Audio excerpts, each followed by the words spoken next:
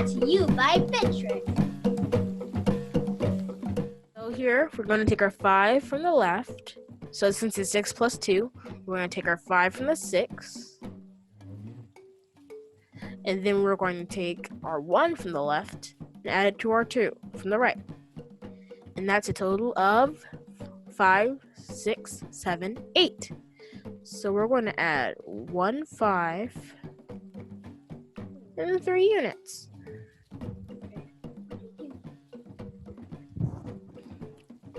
This time, we're going to go into the tens. So there's a 5 from the left, and there's a 5 from the right. And then we're going to make that the box. And that's 10. Great job, Pansy. That is 10.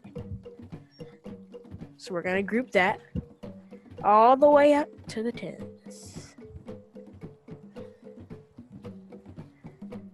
Then we're going to have our 3 from the left. And that's 10, 3. So we're going to add 1 10 here. And how many will we add in the units, Kyle?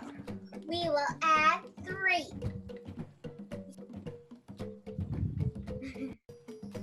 That's 10, 3.